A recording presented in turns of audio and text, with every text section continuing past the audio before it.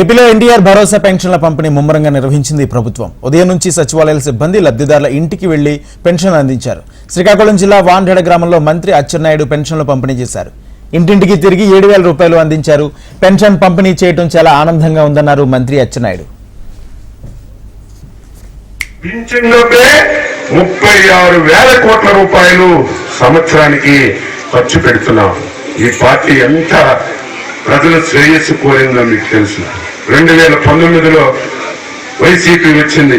గ్రామాల్లో తెలుగుదేశం వాళ్ళుంటే పింఛన్ తీసేశారు.